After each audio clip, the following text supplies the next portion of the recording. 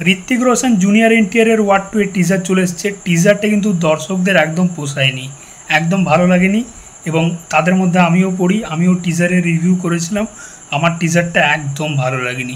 যেরকমভাবে ঋত্বিক রোশন এবং junior এনটিআরকে West করেছে ডিরেক্টর অয়ন মুখার্জি, খুবই যাচ্ছাতাই লেগেছে।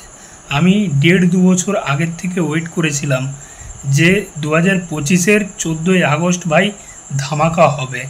দুজন এত বড় সুপারস্টার, এত বড় অ্যাক্টার, জুনিয়র এনটিআর তার সাথে ঋত্বিক রোশন, দুজন পাওয়ার হাউস, তাদের ফেস অফ, মানে এটার জন্য আমি অপেক্ষায় ছিলাম।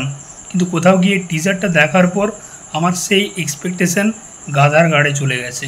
ওয়ার্ড টু এর টিজারটা একদম ধেড়ে দিয়েছে ভাই, যাচ্ছাতাই হয়েছে। তো এই টিজারটা কেন খারাপ হলো এবং দর্শকদের কাছ থেকে এত খারাপ মানে রিভিউ কেন পাচ্ছে টিজারটা, সেটা নিয়ে কথা বলবো। দেখো, প্রথম পয়েন্ট হচ্ছে ওয়ারের টিজারটা দেখবে, যেখানে টাইগার শ্রফ এবং ঋত্বিক রোশন ছিল। ওয়ার সিনেমার টিজারটা দেখবে এবং ওয়ার্ড টু এর টিজারটা দেখো, দুটো টিজার পাশাপাশি চালাও, একদম ঝেপে দিয়েছে মনে হবে। শুধু টাইগার শ্রফের জায়গায় জুনিয়র এনটিআরকে বস করে দিয়েছে, আর কিচ্ছু নেই টিজারটাতে। তাও ওয়ারের টিজারটা তোমার 10 বার দেখতে মন যাবে, কিন্তু ওয়ার্ড টু এর টিজারটা মনেই যাচ্ছে না ভাই, 1-2 বারের বেশি। ওয়ারের টিজারটাই কী ছিল, ঋত্বিক রোশন টাইগার শ্রফকে ধরতে যাচ্ছে, একটা চেজিং সিন, টিজারের মাঝে একটা বানি কাপুরের বিকিনি পরা শট এবং টিজারের লাস্টে একটা ফাইট সিকোয়েন্স, যেটা ক্লাইম্যাক্সের ফাইট সিকোয়েন্স ছিল টাইগার শ্রফ এবং ঋত্বিক রোশনের মধ্যে।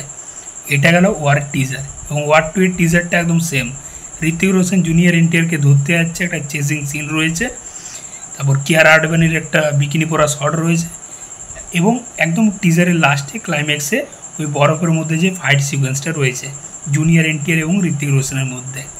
এটা গেল ওয়ার্ড টু এর টিজার। দুটো টিজার একদম সেম ভাই। এবার সেকেন্ড যে পয়েন্ট, সেটা হচ্ছে এই জুনিয়র এনটিআর এবং ঋত্বিক রোশন দুজন এত বড় পাওয়ার হাউসকে নিয়েছে ডিরেক্টর, কিন্তু তাদেরকে সেরকমভাবে প্রেজেন্টই করতে পারেনি। জুনিয়র এনটিআরকে পুরো ওয়েস্ট করেছে, ঋত্বিক রোশনকে তো তাও মানে তার স্ক্রিন প্রেজেন্স ভালো বলে পেরিয়ে গেছে, তাকে দেখতে ভালো লাগছে, কিন্তু জুনিয়র এনটিআর তাকে ওরকম একটা লুক দিয়েছে ভাই, পুরো চকলেট বয় লাগছে। এবং জুনিয়র এনটিআর ভয়েস ওভার দিয়ে ঋত্বিক রোশনকে বিল্ড আপ দিচ্ছে, মানে ভিলেন বিল্ড আপ দিচ্ছে হিরোকে, বুঝতে পারছো? এখানেই ভিলেন তো ডাউন হয়ে যাচ্ছে। এটা কে করে ভাই? এটা কার মাথায় আসে? এটা ডিরেক্টরের মাথায় আসে। এবার 3 নম্বর যে পয়েন্ট, সেটা হচ্ছে ডিরেক্টর। আজকালকার দর্শক কিন্তু সব ল্যাঙ্গুয়েজের সিনেমা দেখছে, সেটা মালায়ালাম হোক, কানাডা হোক, তামিল, তেলেগু, বলিউড। এবারে বেশিরভাগ দর্শকই কিন্তু এখন এমন হয়ে গেছে যে তারা ডিরেক্টর দেখে কিন্তু সিনেমা দেখতে যায়। এবারে এই সিনেমার ডিরেক্টর হচ্ছে অয়ন মুখার্জি, যার এই মাস সেন্সিবিলিটিটাই নেই। যেরকম মাস কমার্শিয়াল এরকম হাই বাজেটের সিনেমা বানাতে পারে না, তাকে দিয়েছে এরকম একটা এত বড় সিনেমা, সে পুরো ধেড়ে দিয়েছে, গাধার গাড়ে পাঠিয়ে দিয়েছে।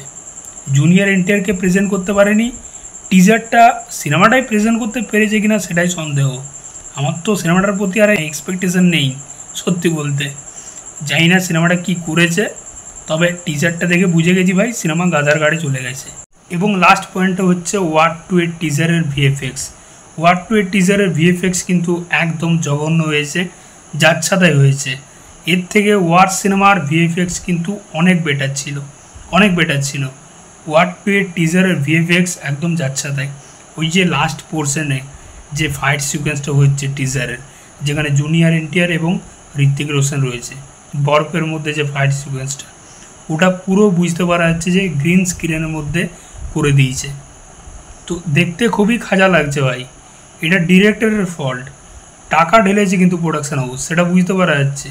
ডিরেক্টর সেটা এক্সিকিউট করতে পারেনি, এটা ডিরেক্টরের ফল্ট, কিছু করার নেই। তো কোথাও গিয়ে টিজারের মধ্যে ভিএফএক্স একদম জঘন্য হয়েছে। টিজারটা প্রেজেন্টই করতে পারেনি, না হিরোকে প্রেজেন্ট করতে পেরেছে, না টিজারটা প্রেজেন্ট করতে পেরেছে, কিচ্ছু না, কিচ্ছু না, একদম পুরো গাধার গাড়ে পাঠিয়ে দিয়েছে। তো আমার এই সিনেমাটার থেকে এক্সপেকটেশন আর কিচ্ছু নেই। জানি না 14ই আগস্ট কী করবে সিনেমাটা বক্স অফিসে।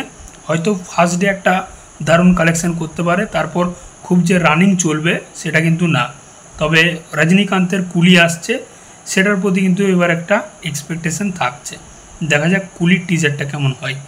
তো এই যে দর্শকদের ওয়ার্ড টু টিজারটা নিয়ে নানা রকম নেগেটিভ কথাবার্তা হচ্ছে, এটা হওয়ারই ছিল, কিছু করার নেই। খারাপ কাজ হলে তো ভাই সবাই বলবেই। যাই হোক, তো আমারও কিন্তু ওয়াট টু এর টিজারটা একদম খারাপ লেগেছে, সেটা টিজার রিভিউর মধ্যে বলেছি। তো দেখা যাক সিনেমাটা আসলে হয়তো যদি ভালো কিছু হয়, তবে আশা খুবই কম। তোমাদের কি মতামত অবশ্যই জানিও। চললাম, আবার দেখা হচ্ছে পরের ভিডিওতে। চ্যানেলটাতে নতুন হয়ে থাকলে অবশ্যই সাবস্ক্রাইব করে যাও বস। চললাম।